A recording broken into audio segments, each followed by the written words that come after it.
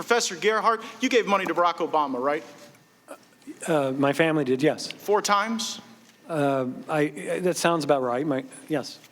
Mr. Chairman, I have a series of unanimous consent requests relating to Professor Feldman's work. The first, Noah Feldman, Trump's wiretap tweets raised risk of impeachment. The gentleman will suspend.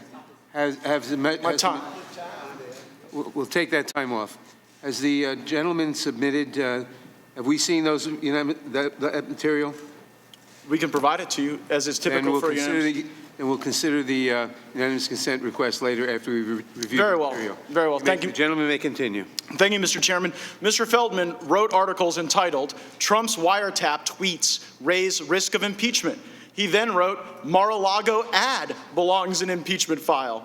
And then Mr. Jake Flanagan wrote in Quartz, "A Harvard law professor thinks Trump could be impeached over fake news accusations." My question, Professor Feldman, is since you seem to believe that the basis for impeachment is even broader than the basis that my Democrat colleagues have laid forward, do you believe you're outside of the political mainstream on the question of impeachment? I believe that impeachment is warranted whenever the president abuses his power for personal benefit or to corrupt the democratic process. Did you write an article entitled, "It's hard to take impeachment seriously now"? Yes, I did write that article. And in that article, did you write, hold on, I'm limited on time, sir. I wrote did you that write, article. since the 2018 midterm election, House Democrats have made it painfully clear that discussing impeachment is primarily or even exclusively a tool to weaken President Trump's chances in 2020. Did you write those words? Until this call in July 25th, I was an impeachment skeptic. The call changed my mind, sir, and for good reason. Thank you. I appreciate your testimony. Professor Carlin, you gave $2,000, or you gave $1,000 to Elizabeth Warren, right? I believe so. You gave $1,200 to Barack Obama? I have no reason to question that. And you gave $2,000 to Hillary Clinton? That's correct. Why so much more for Hillary than the other two? Because I've been giving a lot of money to charity recently because of all of the poor people in the United States. Well, those aren't the only folks you've been given to. Now, have you ever been on a podcast called Versus Trump? I think I was on a live panel that the people who ran the podcast called Versus Trump. On that, do you remember saying the following? Liberals tend to cluster more.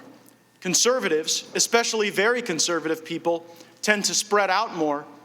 Perhaps because they don't even want to be around themselves. Did you say that? Yes, I did.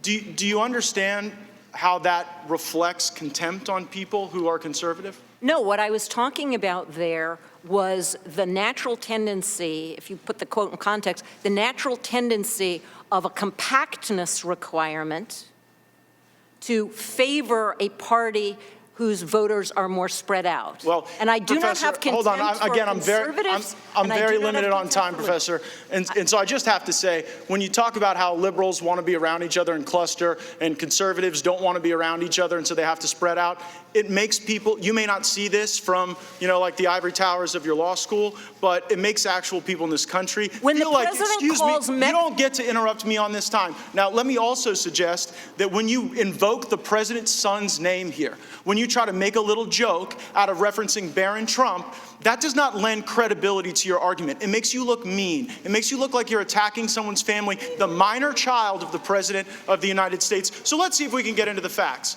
To all of the witnesses, if you have personal knowledge of a single material fact in the Schiff report, please raise your hand. And let the record reflect. No personal knowledge of a single fact. And you know what? That continues on the tradition that we saw from Madam Schiff, where Ambassador Taylor could not identify an impeachable offense. Mr. Kent never met with the president. Fiona Hill never heard the president reference anything regarding military aid. Mr. Hale was unaware of any nefarious activity with aid. Colonel Vindman even rejected the new Democrat talking point that bribery was invoked here. Ambassador Volker denied that there was a quid pro quo, and Mr. Morrison said there was nothing wrong on the call. The only direct evidence came from Gordon Sondland, who spoke to the President of the United States, and the President said, "I want nothing, no quid pro quo."